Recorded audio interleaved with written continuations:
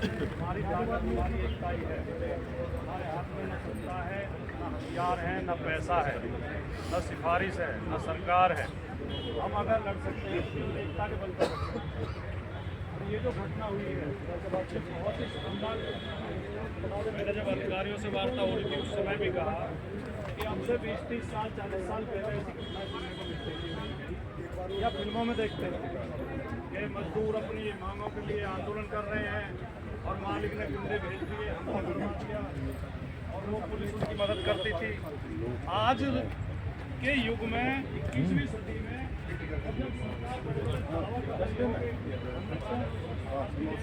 और अपराध बिल्कुल खत्म हो गए हैं, उस समय पुलिस का ऐसा रोल बहुत ही शर्मनाक और ये हमसे ज़्यादा पुलिस वालों के लिए शर्मनाक है।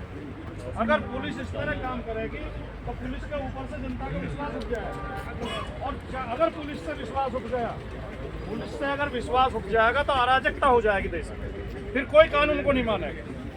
तो ये अभी 1 तारीख को एक माफिया के खिलाफ कार्रवाई शुरू हुई इसी जिले में, उसकी 200-300 करोड़ की संपत्ति सीज की गई है और उस पर तरह तरह के गुंडा एक्ट और UAPA और वो लगाए गए हैं। रेप का भी केस दर्ज हुआ है, पता नहीं क्या क्या केस दर्ज हुए हैं। ये सारा जो इतना बड़ा पैसा 200-300 करोड़ की तो संपत्ति सीज हो गई और अभी 500-1000 करोड़ की और बाकी है। ये पिछले 4-5 साल का खेल है, केवल 4-5 साल का। और वो 4-5 साल में जो खेल हुआ है वो पुलिस के सहयोग से हुआ है, उसमें पुलिस संलिप्त है। ये जो जागरूक लोग हैं सबको पता है। पुलिस जा जाकर उस आदमी के लिए कंपनियों में दबाव बना रही थी, कंपनी वालों को धमका रही थी और दूसरे जो बिजनेस कर रहे थे उसके सामने उन पर मुकदमे दर्ज करके उन्हें जेल भेजा गया, उनके काम ठप कराए गए, उस आदमी से पैसा कमाया गया।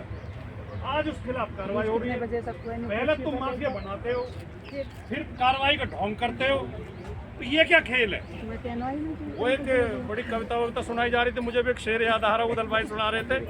किसी शायर ने लिखा है कि हुकूमत इस तरह भी कौम पर एहसान करती है, आंखें फोड़ देती है, फिर चश्मे दान करती है।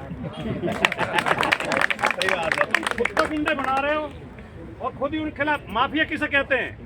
माफिया उसे कहते हैं जिसके खिलाफ ना, जो कल जो मारपीट कर रहे थे गंगेश्वर दत्त शर्मा के साथ, ये माफिया है सही परिभाषा में, जिन्हें पुलिस संरक्षण दे रही थी, जो पैसे के लिए सड़क पर कुछ भी क्राइम कर सकते हैं और पुलिस उनके खिलाफ कार्रवाई नहीं करेगी, उसे माफिया कहते हैं। तो माफिया अब आज वार्ता हुई है, हमें उम्मीद है, क्योंकि भरोसा रखना चाहिए सिस्टम पे और कानून पर, भरोसा रखना चाहिए।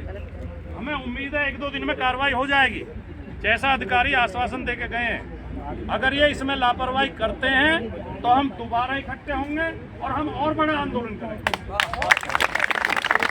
हर गरीब की, हर किसान की, हर मजदूर की लड़ाई में समाजवादी पार्टी हर समय साथ। बहुत बढ़िया। कॉमरेड KM तिवारी जी किधर गए?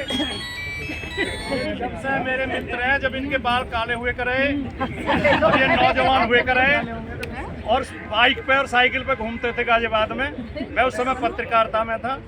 फिर हमने यहाँ ये खड़े हमारे रामकिशन भाई, देखो वो खड़े, ये ग्रेटर नोएडा माली यूनियन के महासचिव टीकम भी खड़े हैं। ये इनकी हमने यूनियन बनाई, मालियों के साथ बड़ा अन्याय होता था, इनसे 10-10 घंटे काम लेते थे, 40 रुपये देते थे, जबकि न्यूनतम वेतन भी उस समय 60 रुपये था।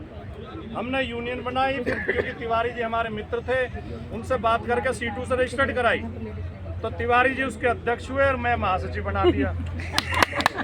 और हम लड़ाई जब से ही लड़ रहे हैं, हमने इनका वेतन तो कभी 1 महीने में बढ़वा दिया। 1 महीने लगातार हम ग्रेटर नोएडा प्राधिकरण के कार्यालय पर धरना दे के बैठे रहे, काम बंद हो गए, इनके पेड़ और घास सूखने लगे। तो फिर यही काम हुआ जो अब हुआ है। वो गुंडों को ले आए, जो हमारे क्षेत्र का एक बहुत बड़ा माफिया था, बहुत बड़ा माफिया, उसे ठेका दे दिया और वो आया। मैंने कहा हम खड़े, पहले हमें गोली मारेगा तब यहाँ काम होगा, वरना काम नहीं होगा। तो वो वापस चले गए, वो फिर झुकना पड़ा, समझौता हुआ और ये मुकदमा लड़ रहे थे, केस लड़ रहे थे कोर्ट में।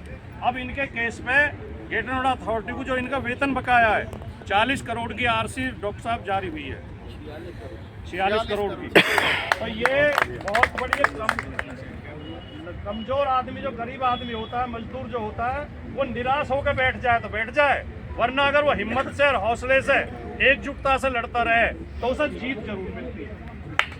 मैं इन्हीं शब्दों के साथ, और आखिर में आजकल जो एक माहौल बड़ा चल रहा है, कल एक एंकर ये कह रहा था, आपके पास भी पहुंची होगी वो क्लिप मेरे साथ डिबेट में, कि जो राम मंदिर चले जाएगा उस अस्पताल जाने की जरूरत नहीं।